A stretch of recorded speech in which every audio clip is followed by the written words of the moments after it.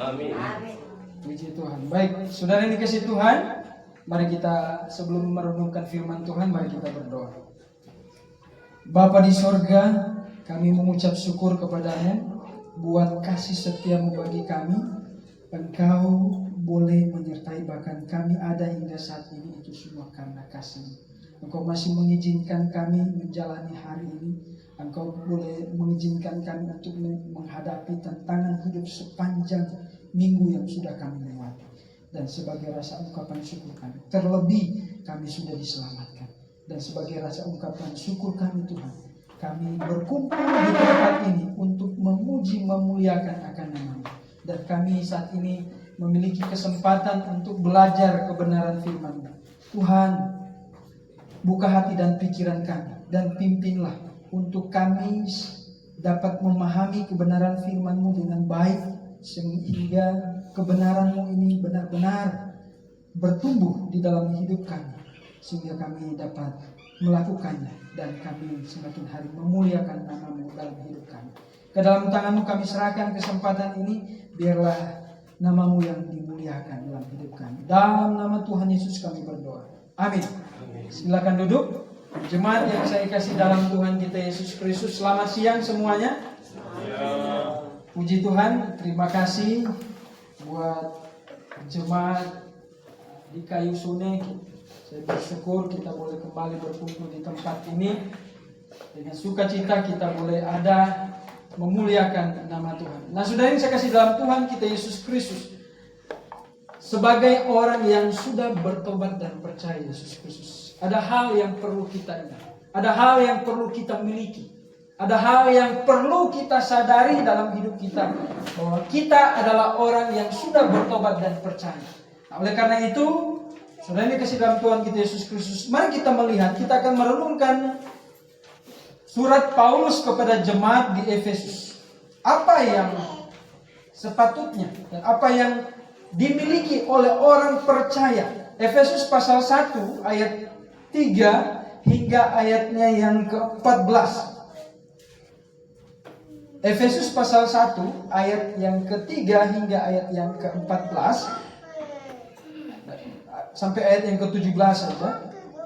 Saya akan membaca, kita akan membaca firman Tuhan ini, perikop firman Tuhan ini secara silih berganti. Saya akan membaca ayat yang berbilangan ganjil 3, 5 dan seterusnya. Dan jemaat sekalian akan membaca ayat yang berbilangan genap 4, 6 dan seterusnya. Dan pada ayat yang ke-17 kita akan membaca bersama-sama. Efesus pasal 1 ayat 3, pasal 1 ayat 3 hingga ayat yang ke-17. Saya akan mulai. Terpujilah Allah Bapa Tuhan kita Yesus Kristus, yang dalam Kristus telah mengaruniakan kepada kita segala berkat rohani di dalam surga. Sebab dalam Dia Allah kita sebelum dunia dijadikan, supaya kita terus dapat cacat di hadapan-Nya. Dalam kasih Ia telah menentukan kita dari semula oleh Yesus Kristus untuk menjadi anak-anak-Nya, sesuai dengan kerelaan kehendak-Nya. Supaya terpujilah kasih karunia yang mulia yang dikaruniakannya kepada kita di dalam Dia yang dikasihinya. Sebab di dalam Dia dan oleh darahnya kita beroleh penebusan, yaitu pengampunan dosa, menurut kekayaan kasih karunia-Nya. Yang dilimpahkannya kepada kita dalam segala hikmat dan pengertian.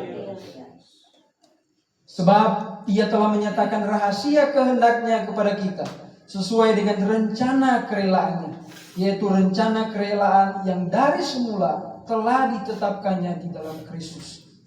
Sebagai siapa dengan Allah untuk mempersatukan di dalam Kristus sebagai kepala segala sesuatu, baik yang di surga maupun yang di bumi. Aku katakan di dalam Kristus, karena di dalam Dialah kamu mendapat bagian yang dijanjikan. Kami yang dari semula ditentukan untuk menerima bagian itu sesuai dengan maksud Allah, yang di dalam segala sesuatu bekerja menurut keputusan kehendak-Nya. Supaya kami yang sebelumnya berkata merapat kepada Kristus boleh menjadi puji-pujian bagi kemuliaan. Di dalam Dia kamu juga, karena kamu telah mendengar firman kebenaran yaitu Injil keselamatan. Di dalam Dia, kamu juga ketika kamu percaya, dimeteraikan dengan Roh Kudus yang dijanjikannya itu. Dan Roh Kudus itu adalah jaminan bagi kita sanggup memperoleh seluruhnya, yaitu penebusan yang menjadikan kita milik Allah untuk menuju kemuliaan. Karena itu, setelah aku mendengar tentang imanmu dalam Tuhan Yesus dan tentang kasihmu terhadap semua orang kudus, aku pun tidak berhenti mengucap syukur kepada kamu, dan aku selalu mengingat kamu dalam doaku. Sama-sama. Dan meminta kepada Allah Tuhan kita Yesus Kristus, yaitu Bapa yang mulia itu, supaya Ia memberikan kepadamu roh hikmat dan wahyu untuk mengenal. Baik, jemaat yang kasih Tuhan sudah berdoa kan? Ini terus semangat setelah itu. Kamu berdoa. Nah, jemaat yang saya kasih dalam Tuhan kita Yesus Kristus, ketika Rasul Paulus menuliskan kitab ini kepada jemaat di Efesus. Ingat bahwa jemaat di Efesus ini adalah orang yang sudah bertobat dan percaya. Ketika dia katakan di dalam dia, ada begitu banyak kata di dalam dia. Dia ingin mengingatkan kepada jemaat di Efesus bahwa orang yang sudah bertobat dan percaya Yesus adalah orang yang berbeda dengan dunia ini. Orang yang sudah bertobat dan percaya Yesus Kristus seharusnya terjadi hal yang luar biasa dalam hidupnya. Hal yang luar biasa dalam hidupnya, yang terjadi dalam hidupnya, sehingga dia sadar dia berbeda. Dia berbeda dengan dunia ini. Dia berbeda dulu dengan yang sekarang. Betul? Dia tahu, dia dulu lebih melakukan yang bukan Tuhan kehendaki, sekarang dia melakukan yang Tuhan kehendaki. Dulu dia belum bertobat, sekarang dia sudah bertobat. Nah, saudara yang saya kasih dalam Tuhan kita Yesus Kristus, saat ini saya ingin mengajak kita untuk merenungkan apa yang harus dimiliki oleh seorang yang sudah bertobat dan percaya Yesus, sehingga hidupnya berbeda dengan kehidupan orang dunia ini, pemikiran kehidupan orang-orang di dunia ini. Apa yang menjadi perbedaan? Apa yang membuat dia berbeda? Paulus di dalam Galatia pasal 2 ayat 20 bilang apa? Di ayat 9 bagian terakhir di situ bilang, aku telah disalibkan bersama-sama dengan Kristus. Namun aku hidup, tetapi bukan lagi aku sendiri yang hidup, melainkan Kristus yang hidup di dalam aku. Dan hidupku yang kuhidupi sekarang dalam daging adalah hidup oleh iman dalam anak Allah yang telah mengasihi aku. Nah, saudara sekali dalam Tuhan kita Yesus Kristus, berarti ada hal-hal yang tertentu dalam hidup kita yang seharusnya kita sadar bahwa kita berbeda ketika saya dan saudara menyatakan diri saya sudah bertobat. Saya sudah sungguh-sungguh bertobat dan percaya Yesus. Saya sudah mengaminkan. Saya sadar bahwa saya ini adalah orang berdosa. Saya sebenarnya akan dihukumkan. Sayalah yang sebenarnya akan binasa. Sayalah yang sebenarnya akan dihukumkan di kayu salib itu. Tetapi saya mengaminkan. Saya mengakui. Di dalam hati saya setuju. Yesus sudah mati menggantikan saya. Saya setuju Yesus juru selamat saya yang menggantikan saya dihukumkan. Dan saat ini saya mengaminkan Yesus hidup. Saya mengaminkan saya hidup bagi Tuhan. Dia sadar, dia saat ini hidup bagi Tuhan. Dia hidup bagi Tuhan. Sudah dikasih Tuhan. Hal yang perlu diingat, yang membedakan orang bertobat dan percaya dengan dunia, dengan kekristenan pada umumnya, bukan karena dia pergi ke gereja. Bukan hanya karena dia pergi ke gereja. Ada banyak orang yang tidak sungguh-sungguh bertobat percaya pergi ke gereja, betul? Ada banyak orang yang tidak sungguh-sungguh imannya hanya karena sejak lahir dia berstatus Kristen, maka dia pergi ke gereja.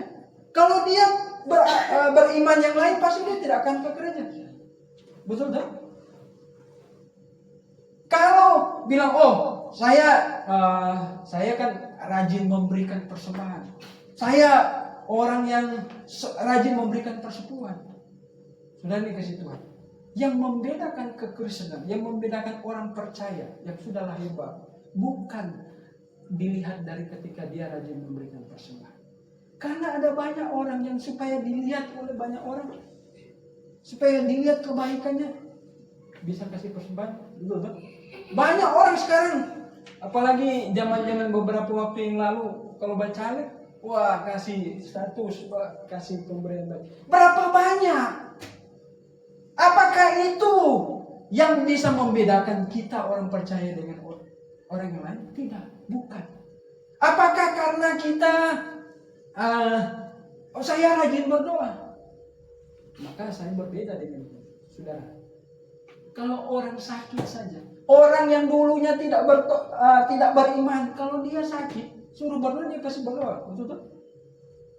Dia pasti akan berdoa. Kalau dia dalam tekanan, dia suruh berdoa, dia akan berdoa enggak? Akan berdoa. Tetapi sudah dikasih dalam Tuhan kita Yesus Kristus. Apa yang membedakan? Apa sesungguhnya yang membedakan? Dan apa yang membedakan orang Kristen lahir baru? Dan apa yang seharusnya dimiliki oleh orang Kristen lahir baru dalam hidupnya? Coba kita lihat di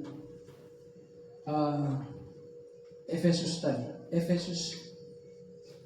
Hal yang menarik dari bacaan kita. Apa yang penting yang harus dimiliki oleh setiap orang percaya kepada Tuhan, sehingga dia berbeda dengan dunia. Ayat 4 dari ayat 3 saya baca. Terpujilah Allah Bapa Tuhan kita Yesus Kristus, yang dalam Kristus telah mengaruniakan kepada kita segala berkat di dalam surga. Sebab di dalam Dia Allah telah memilih kita sebelum dunia dijadikan, supaya kita kudus dan tak bercacat di hadapan-Nya. Dalam kasih Ia telah menunjukkan kita dari semula oleh Yesus Kristus untuk menjadi anak-anaknya sesuai dengan kerelaan kehendak-Nya, supaya terpujilah kasih karunia yang mulia yang dikaruniakannya kepada kita di dalam Dia, yang dikasihinya. Sebab di dalam Dia dan oleh darahnya, oleh darahnya kita beroleh penebusan, yaitu pengampunan dosa menurut kekayaan kasih karunia. Nah, saudara yang saya kasih dalam Tuhan kita Yesus Kristus, apa yang harus dimiliki oleh orang yang percaya? Apa yang harus sebenarnya membedakan dia orang percaya, yang membedakan dia orang Kristen yang sungguh-sungguh lahir baru dengan orang Kristen yang biasa-biasa saja? Yang membedakan dia, ada rasa syukur. Ada rasa syukur di dalam hatinya, karena dia sudah diselamatkan. Amin. Ada rasa syukur di dalam hatinya, di dalam hidupnya, bahwa dia sudah diselamatkan. Ada kata di ayat ketiga, di situ dikatakan terpujilah Allah dan Bapa kita. Ayatnya yang ke-6 juga, supaya terpujilah. Rasul Paulus sadar dan dia mengingatkan kepada jemaat di Efesus bahwa kita harus mengingat dan kita patut bersyukur karena kita sudah diselamatkan. Kita ditebus. Oleh karena itu orang yang sudah bertobat dan percaya harus ada ucapan syukur dalam hidupnya bahwa dia sudah diselamatkan. Dia ada ucapan syukur karena dia sudah diselamatkan. Karena kenapa? Kalau kita mengucap syukur karena kita bertambah umur, apa bedanya dengan orang lain? Kalau kita mengucap syukur karena kita punya kendaraan baru, apa bedanya dengan orang lain? Kalau kita mengucap syukur hanya karena kita dapat anak, apa bedanya dengan orang lain? Tapi yang membedakan saya dan saudara mengucap syukur, Rasul Paulus katakan yang seharusnya ucapan syukur yang benar dan yang tepat adalah keselamatan hidup saya dan saudara. Amin. Keselamatan itu paling penting. Orang yang sadar dia akan dihukumkan, dia akan berada di dalam kekekalan kebinasaan yang kekal, dia akan sadar, dia akan sangat bersyukur sekali dalam hidupnya. Kalau saya saja punya utang yang saya tidak bisa bayar, misalnya 200 miliar, saya tidak bisa bayar. Nggak bisa bayar, ini bingung bagaimana, bahkan hampir stres, depresi. Tiba-tiba ada orang kasih bayar. Syukur nggak kita? Syukur sekali. Kalau saja Orang saja ada di jurang setengah mati, berusaha jurang ini lubang yang begitu besar. Orang berusaha berupaya untuk lolos dari maut itu, dari jurang itu, dari lubang misalnya sumur yang dalam. Orang berusaha untuk selamatkan diri. Sebagai banyak cara orang bikin sampai tidak bisa. Tiba-tiba ada orang datang selamatkan orang. Apakah orang tidak bersyukur? Pasti akan bersyukur, iya kan? Itulah sebabnya saudara dikasih. Orang yang sudah bertobat dan percaya, yang harus dia miliki dalam hidupnya.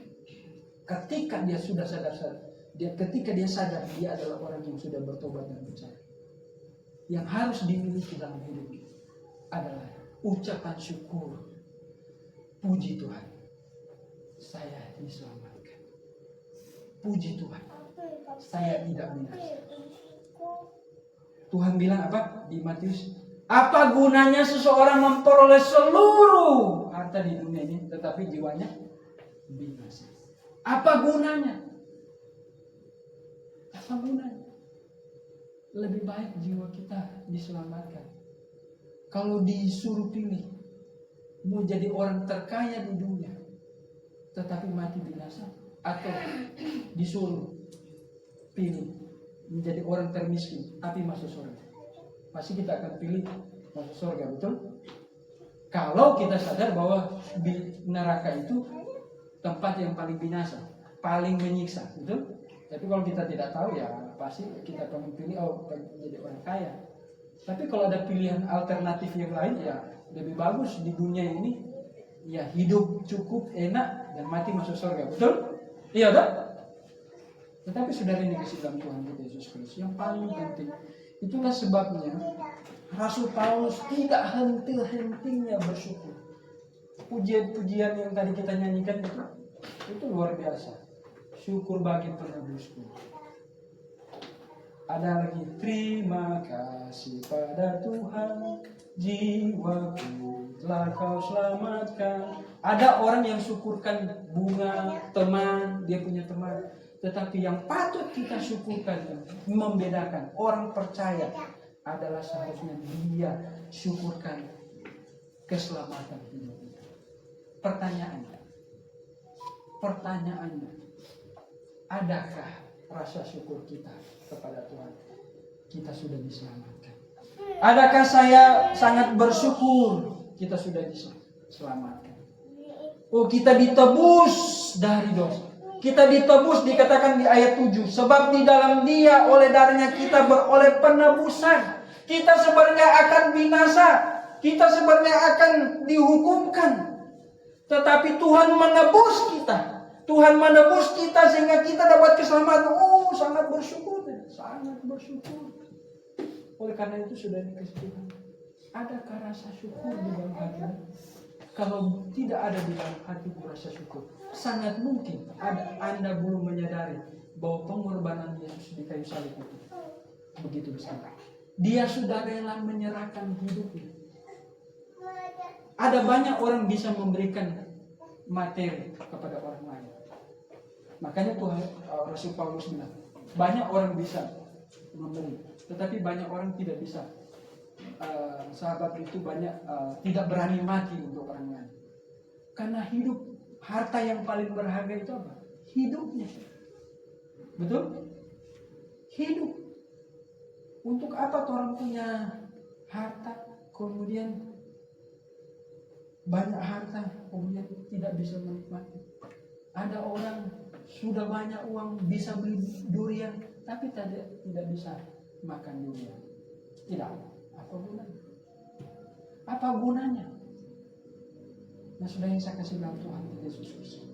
Hal yang pertama yang patut dimiliki oleh orang percaya adalah ada rasa syukur dalam diri bahwa dia sudah diselamatkan. Oh, terima kasih Tuhan, Engkau sudah diselamatkan. Engkau sudah menyelamatkan saya.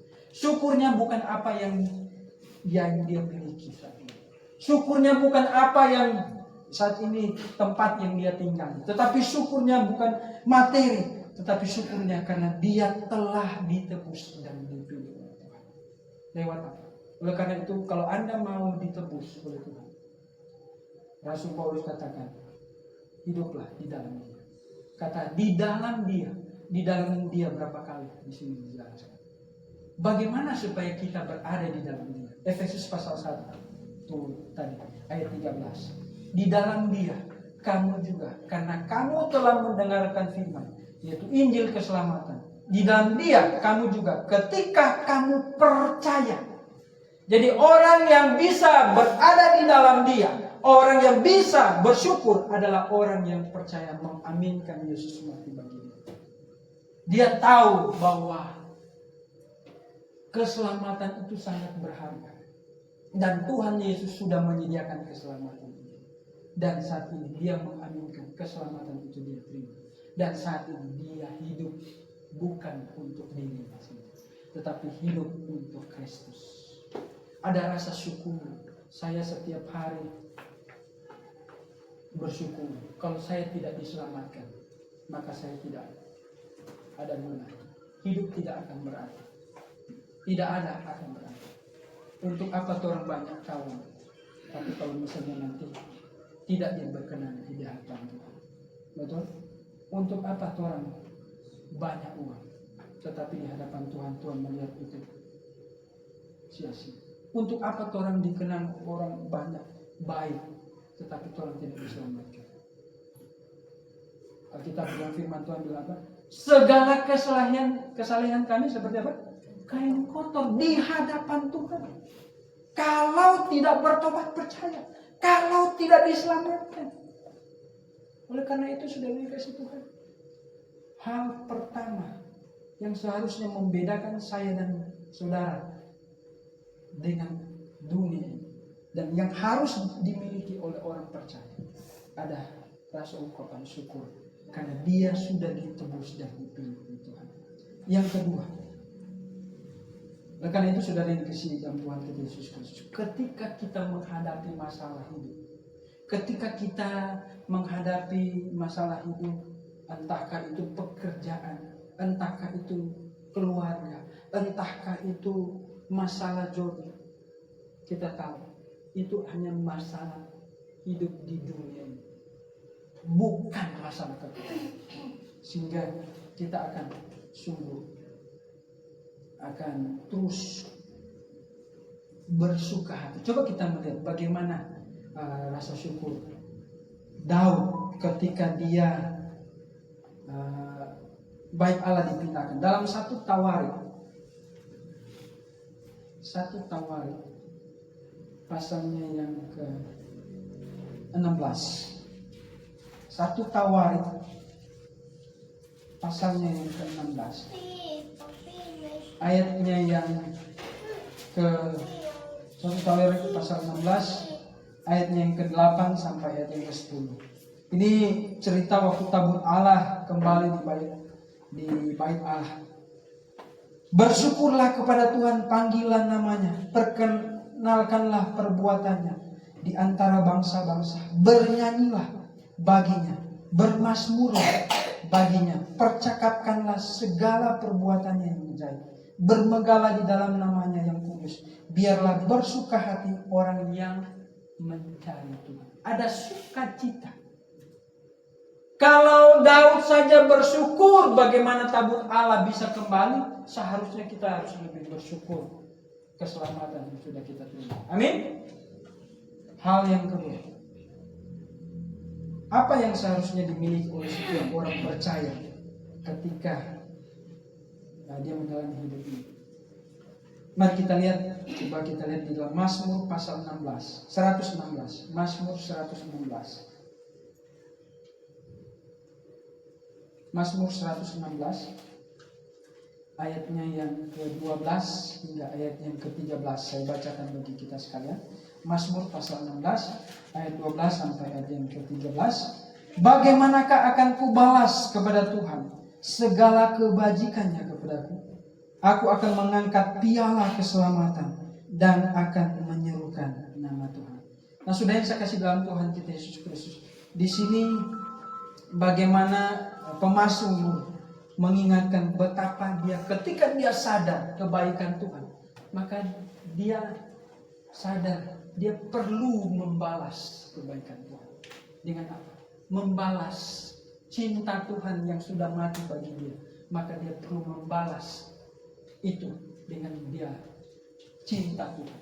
Membalas, memiliki semangat untuk membalas cinta kepada Tuhan. Saudara yang saya kasih dalam Tuhan Yesus Kristus, orang yang tahu berterima kasih ketika dia diselamatkan, dia pasti akan membalas kebaikan orang itu dalam hidupnya. Betul? Kalau misalnya Pak Stefan, seperti tadi saya katakan, saya tidak bisa bayar utang saya ratusan miliar, tiba-tiba Pak Stefan bayar, saya pasti akan bukan cuma berterima kasih, pasti saya akan balas kebaikan Pak Stefan.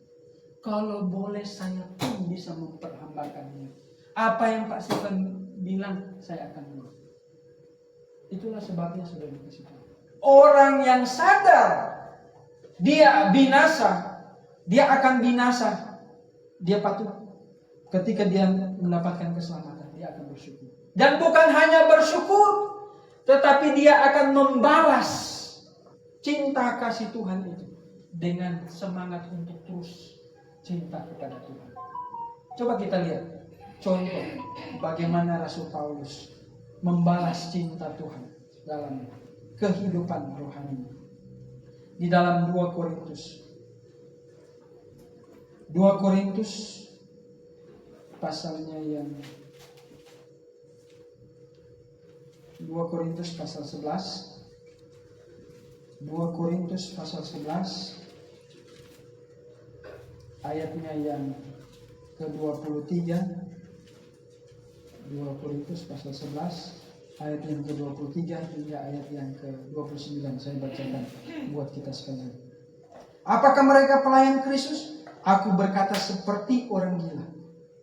Aku lebih lagi, aku lebih banyak berjerih lelah, lebih sering di dalam penjara, didera di luar batas, kerap kali dalam bahaya maut. 5 kali aku disesah orang Yahudi, setiap kali 40 kurang 1 pukulan. 3 kali aku didera, 1 kali aku dilempari dengan batu, 3 kali mengalami karam kapal. Sehari semalam aku terkatung-katung di tengah laut. Dalam perjalananku aku sering diancam bahaya banjir dan bahaya penyakit. Bahaya dari pihak orang-orang Yahudi dan dari pihak orang-orang bukan Yahudi. Bahaya di kota, bahaya di padang gurun, bahaya di tengah laut, dan bahaya dari pihak saudara-saudara palsu. Aku banyak berjerih lelah dan bekerja berat.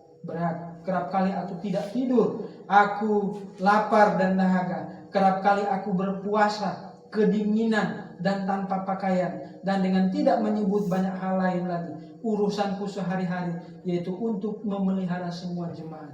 Jika ada orang merasa lemah, tidakkah aku turut merasa lemah? Jika ada orang yang tersandung, tidakkah hatiku hancur oleh duka cita? Jadi sudah dikasih dalam Tuhan Yesus Kristus bagaimana Rasul Paulus, karena dia tahu Tuhan so selamatkan dia. Dalam 2 Korintus pasal 5 ayatnya yang ke-15. Dan Kristus telah mati untuk semua orang, supaya mereka yang hidup tidak lagi hidup untuk dirinya sendiri, tetapi hidup untuk Dia yang telah mati dan dibangkitkan untuk mereka.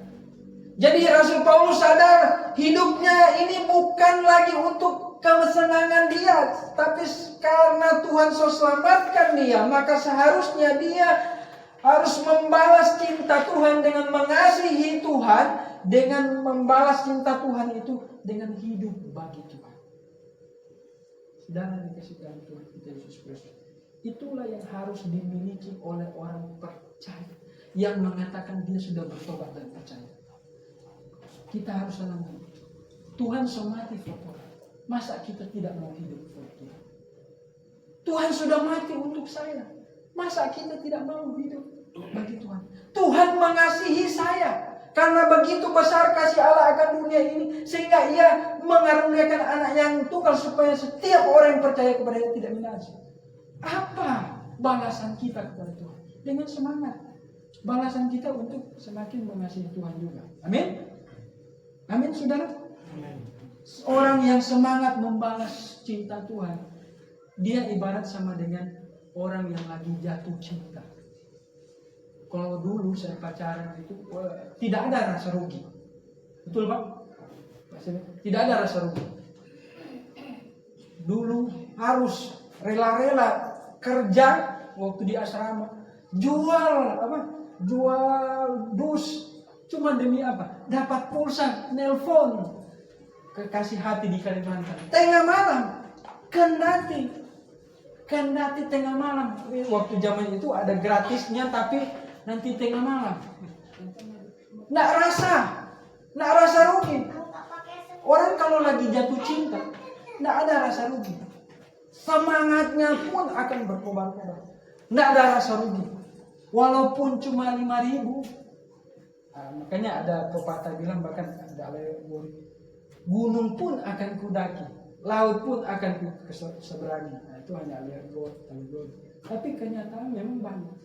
Artinya cintanya untuk Tuhan itu, bahkan karena cintanya untuk Tuhan, semangatnya untuk Tuhan, dia akan rela berkorban apapun, sekalipun nyawa menjadi hidupnya, menjadi taruhan hidupnya. Sama seperti Paulus, dia didera, dia tidak merasa demi untuk apa, supaya orang lain diselamatkan, karena dia juga dulu sudah diselamatkan. Adakah saya dan saudara cinta Tuhan dengan begitu mengasihi Tuhan? Adakah saya dan saudara membalas kasih Tuhan dengan cinta tanpa memikirkan yang lain?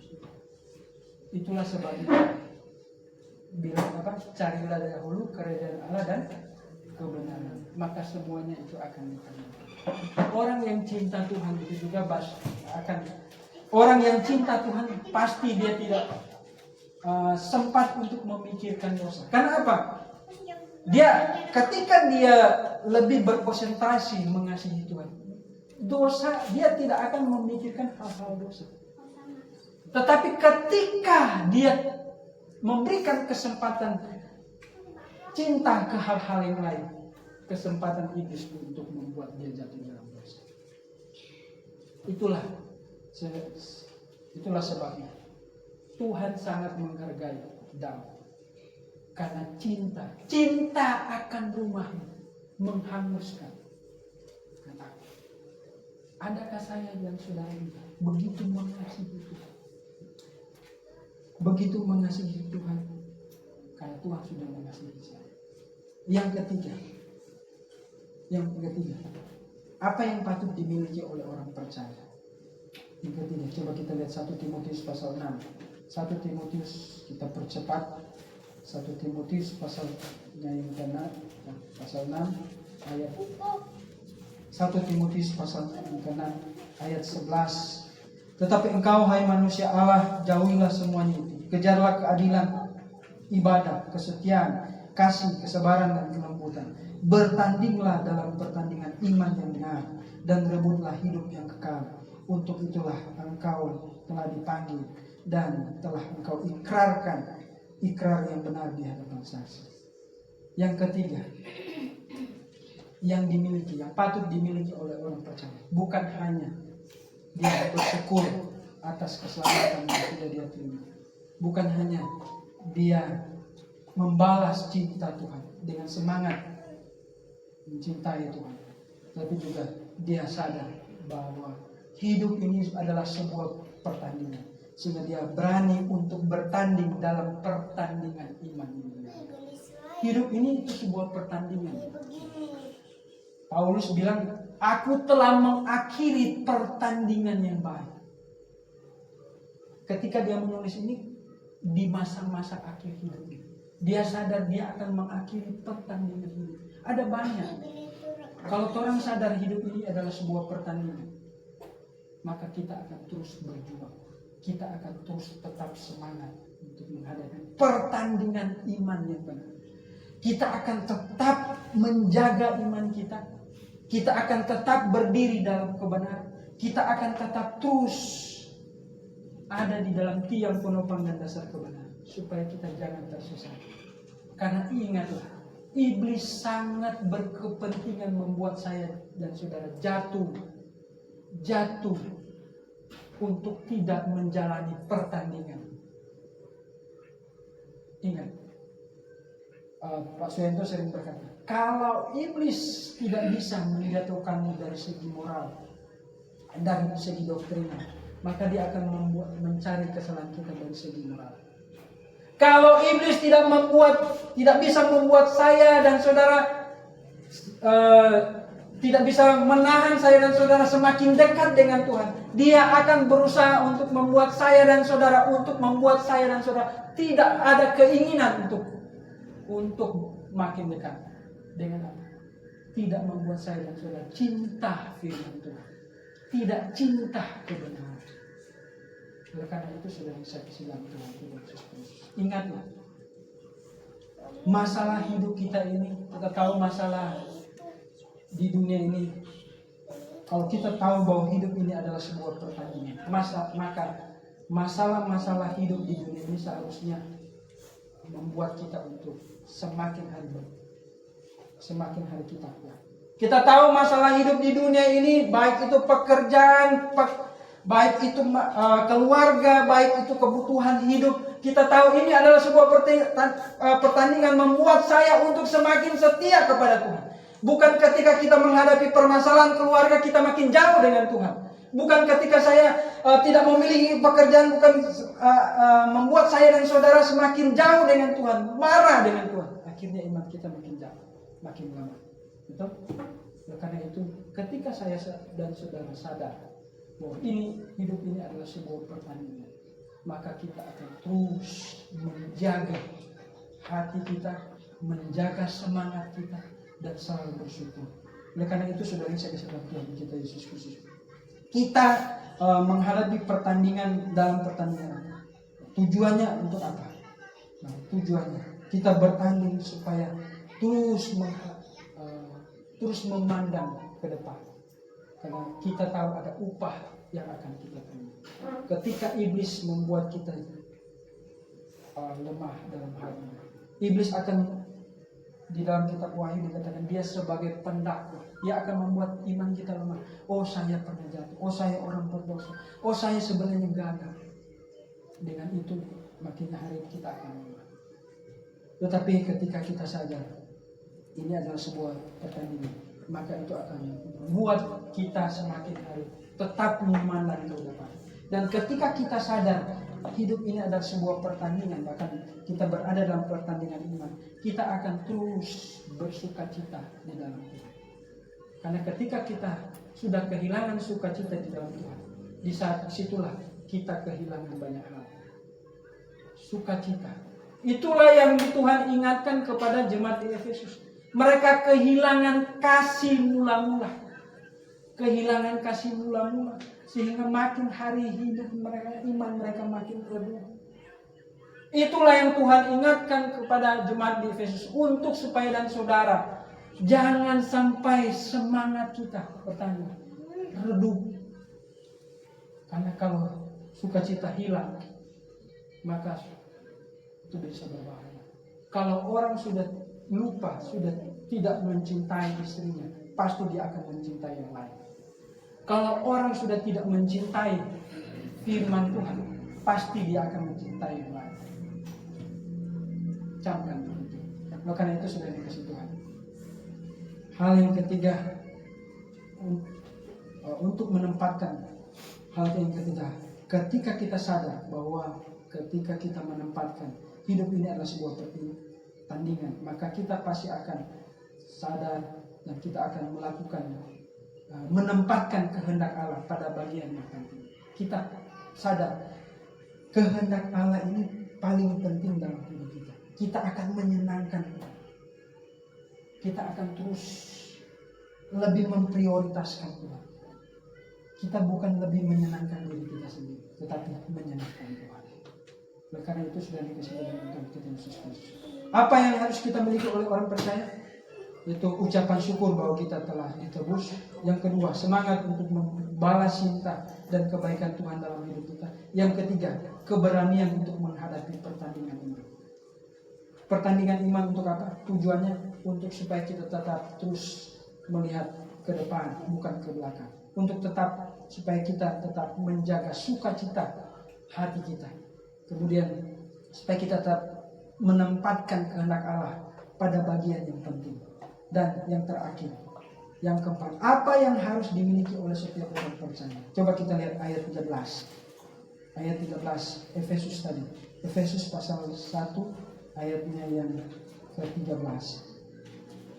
Ayat 13 di situ dikatakan, di dalam Dia kamu juga, karena kamu telah mendengar firman kebenaran, yaitu Injil keselamatan. Di dalam Dia kamu juga, ketika kamu percaya, dimeteraikan dengan Roh Kudus, dijanjikan. Ayat 17, dan meminta kepada Tuhan kita Yesus Kristus, yaitu Bapa yang mulia, supaya Ia memberikan kepadamu roh hikmat dan wahyu untuk mengenal Dia dengan benar.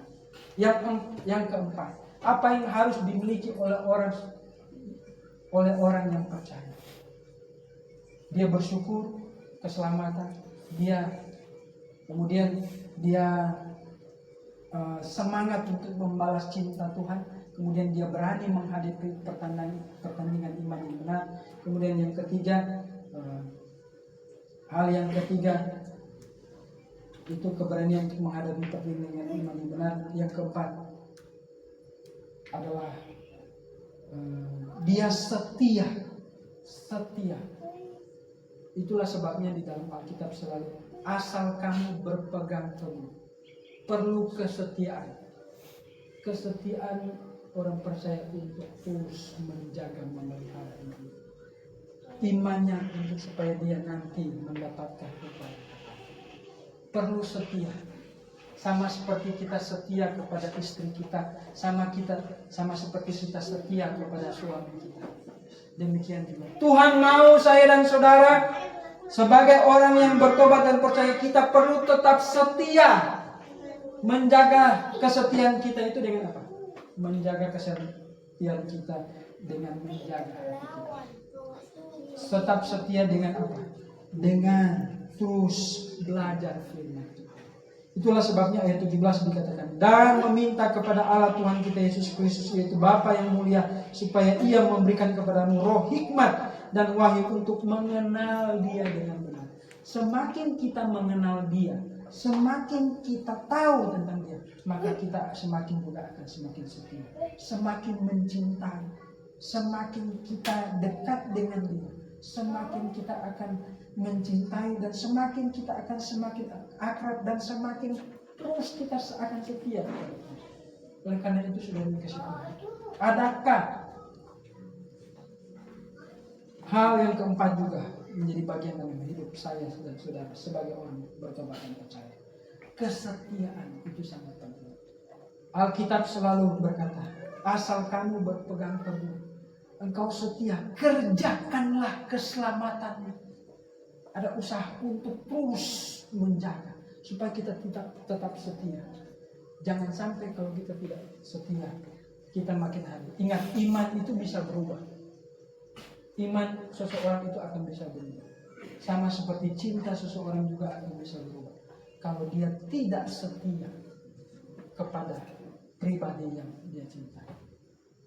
Sama seperti kita, ketika kita mau cinta Tuhan, kita perlu setia.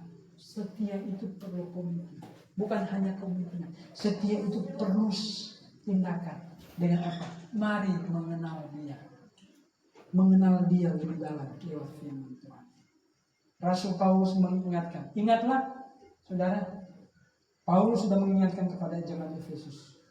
Di Wahyu, Tuhan mengingatkan kepada jemaat Efesus, mereka kehilangan kasih mula-mula karena kesetiaan mereka makin hari makin hari. Jangan sampai kita juga sama seperti jemaat Efesus, tidak setia, akhirnya kasih itu makin hari makin keluar.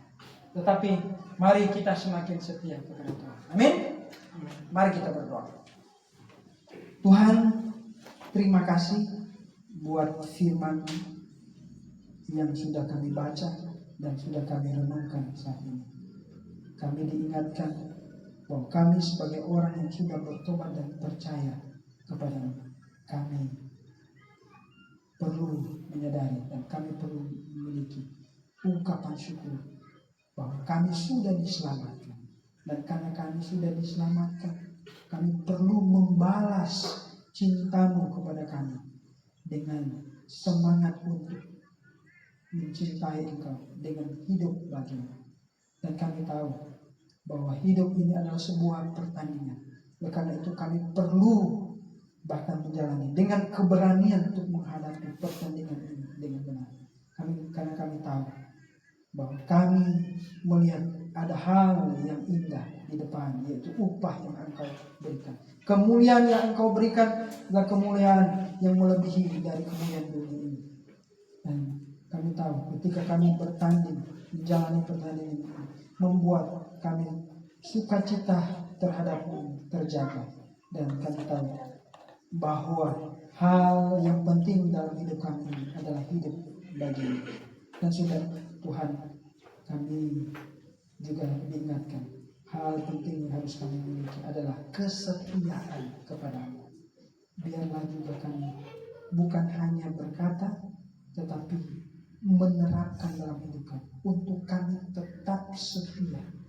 Bagaimana kami bisa tetap setia? Dengan semakin hari belajar firman-Mu sehingga kami lebih dalam lagi mengenal Engkau, dan kami semakin mengasihi Engkau dan merasakan kasih bahkan sukacita dalam hidup kami.